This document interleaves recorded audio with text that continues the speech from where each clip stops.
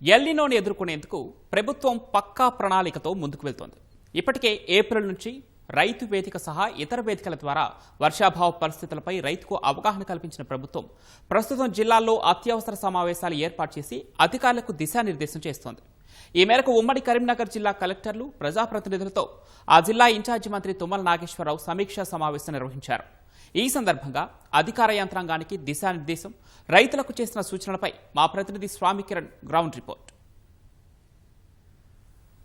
ఈరోజు ఉమ్మడి కరీంనగర్ జిల్లాకు సంబంధించినటువంటి ఇన్ఛార్జ్ మంత్రి తుమ్మల నాగేశ్వరరావు సహా శ్రీధర్ బాబు, అడ్లూరు లక్ష్మణ్, తర్వాత పొన్నల ప్రభాకర్ వీళ్ళంతా కూడా ఉమ్మడి కరీంనగర్ జిల్లాకు సంబంధించినటువంటి కలెక్టర్లు, ప్రజాప్రతినిధులతో ఎల్నినో ప్రభావం మీద రివ్యూ సమావేశం నిర్వహించడం జరిగింది. ఇందులో మనకు వ్యవసాయ శాఖ, ఇరిగేషన్ శాఖ, డ్రింకింగ్ వాటర్, మున్సిపాలిటీస్, తర్వాత పశుగ్రాసము, ఇతర పంటలు, ఉద్యాన పంటలు, హార్టికల్చర్ పంటలు, తర్వాత విద్యుత్ శాఖ, ఈ ఎల్నినో ప్రభావం పడేటువంటి అన్ని రంగాలకు సంబంధించినటువంటి అధికారులతో వాళ్ళు సమీక్షా సమావేశం నిర్వహించడం జరిగింది. ఇందులో మనకు ప్రధానంగా చాలా కీలకమైనటువంటి సూచనలు తుమ్మల నాగేశ్వరరావు గారు చేశారు.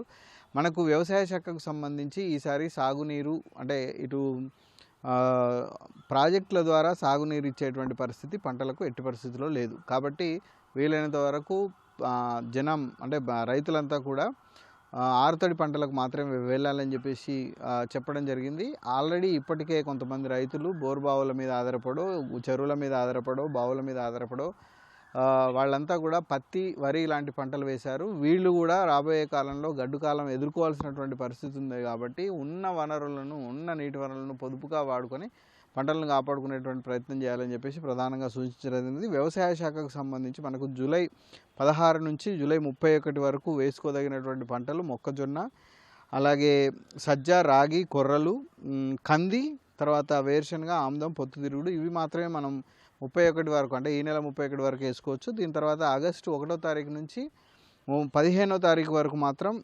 సజ్జలు, రాగి, కొర్రలు, కంది మాత్రం వేసుకోవచ్చు. తర్వాత ఆముదము, పొద్దుతిరుగుడు వేసుకునేటువంటి అవకాశం ఉంది. ఇవి కూడా తక్కువ కాల పరిమితి ఉన్నటువంటి పంటలు వేసుకోవాలి. తర్వాత తక్కువ విస్తీర్ణంలో ఎక్కువ మొక్కలు ఉండేలా నాటుకోవాలని చెప్పేసి ఈ వ్యవసాయ శాఖకు సంబంధించి ప్రధానమైనటువంటి సూచనలు చేయడం జరిగింది. ఇక ఇరిగేషన్ సంబంధించి కూడా మనకు ఎస్ఆర్ఎస్పి ప్రధానమైనటువంటి ప్రాజెక్టు, దీని తర్వాత లోయర్ మానేరు, మిడ్ మానేరు, ఎల్లంపల్లి ఇవన్నీ కూడా ఆయకట్టుకు నీళ్ళు అందించేటువంటి ప్రాజెక్టులు. సో ఈ నీటి పారుదలకు సంబంధించి ప్రాజెక్టులను డైలీ మానిటరింగ్ చేయాలని చెప్పారు. ఎందుకంటే ఉన్న నిల్వలు సరిపోని పరిస్థితి ఉంది కాబట్టి డైలీ దాన్ని ఎప్పటికప్పుడు మానిటరింగ్ చేయాలి. తర్వాత డ్రింకింగ్ వాటర్ సోర్సెస్ ఏవైతే ఉన్నాయో వాటిని ప్రొటెక్ట్ చేయాలి. అంటే ఇటు లోయర్ మానేర్ కానీ, అటు మిడ్ మానేర్ కానీ, ఎల్లంపల్లి నుంచి కానీ డ్రింకింగ్ వాటర్కు మనకు రెగ్యులర్గా వాటర్ పోతుంది. ఇతర ఏ ప్రియారిటీ లేదు. అంటే సాగునీరు కానీ ఇతర ఏ అవసరాలు అక్కడ ముఖ్యం కాదు. కేవలం తాగునీటికి సంబంధించి మాత్రమే వాటర్ రిలీజెస్ అనేటివి ఉంటాయి. తర్వాత ఎప్పటికప్పుడు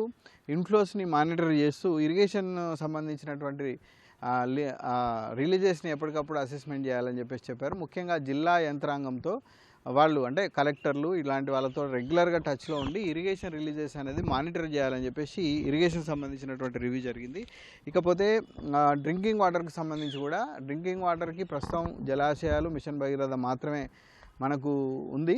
దీంట్లో మనకు డైలీ రిజర్వాయర్ లెవెల్లు అలాగే గ్రౌండ్ వాటర్ లెవెల్లు ఎప్పటికప్పుడు సమీక్ష చేసుకుంటూనే ఎవరైతే రిమైనింగ్ వాటర్స్ అంటే ఇప్పుడు మిషన్ భగీరథ ద్వారా వస్తాయి, తర్వాత జలాశయాల నుంచి నీళ్ళు వస్తాయి, ఇవి కాకుండా ఇతర తాగునీటి వనరుల్ని పూర్తి స్థాయిలో వినియోగించుకోవాలని చెప్పేసి నిర్ణయం చేయడం జరిగింది. అంటే బోర్ బావులు కానీ, చెరువుల్లో నీళ్లు కానీ, బావులలో నీళ్లు కానీ, పాత బోర్లను రిపేర్ చేయించడం కానీ, తర్వాత ఇంతకుముందు ఉన్నటువంటి బోరింగ్లను రిపేర్ చేయించడం కానీ వీటిని అందుబాటులో ఉంచాలని చెప్పేసి డ్రింకింగ్ వాటర్కి సంబంధించి రివ్యూ చేయడం జరిగింది. దీంతోపాటు మనకి ఆల్టర్నేటివ్గా మనం ట్యాంకర్స్ని కూడా మున్సిపాలిటీలో ట్యాంకర్స్ని ఎక్కడికక్కడ అందుబాటులో చేయాలని చెప్పేసి నీటి పొదుపు పాటించాలని చెప్పేసి కూడా మనకి ఇక్కడ చెప్పడం జరిగింది.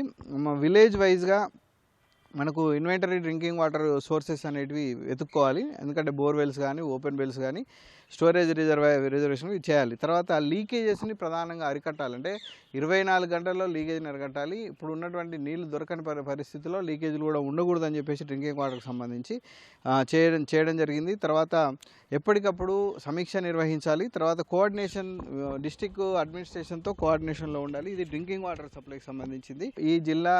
ఈ ఉమ్మడి జిల్లా సమావేశంలో ప్రత్యేకంగా ఒక అధికారిని అంటే ఉమ్మడి జిల్లా గురించి పూర్తి స్థాయిలో అవగాహన ఉన్నటువంటి అధికారిని ఇక్కడ ప్రత్యేక అధికారిగా నియమించడం జరిగింది. దీంతో ఎల్నినో ప్రభావిత పరిస్థితులను ఎప్పటికప్పుడు సమీక్షించడానికి ప్రతి జిల్లా కేంద్రంలో కూడా ఒక కమాండ్ కంట్రోల్ రూమ్ కూడా ఏర్పాటు చేస్తామని చెప్పేసి ఈ రివ్యూ సమావేశంలో నిర్ణయించడం జరిగింది. దీని తర్వాత అంటే మిగతా అంటే అటు పశుగ్రాసానికి సంబంధించి కానీ తర్వాత ఇటు మన గ్రౌండ్ వాటర్కి సంబంధించి కానీ కూడా రివ్యూ జరిగింది. గ్రౌండ్ వాటర్ని డెవలప్ చేసుకోవడానికి భూగర్భ జలాలు డెవలప్ చేసుకోవడానికి వచ్చిన వర్షాన్ని ఒడిసి పట్టాలని చెప్పేసి కూడా నిర్ణయం జరిగింది. ఆ మేరకు క్షేత్రస్థాయిలో చర్యలు చేపట్టాలని కూడా మంత్రులు సూచించడం జరిగింది. కరీంనగర్ జిల్లాలో రాబోయే రోజుల్లో చేపట్టాల్సినటువంటి అంటే ఎల్నినో నేపథ్యంలో చేపట్టాల్సినటువంటి ప్రణాళిక మీద మంత్రులు నిర్వహించినటువంటి సమావేశం. కెమెరామెన్ తిరుపతితో స్వామి కిరణ్, ఈటీవీ న్యూస్, కరీంనగర్.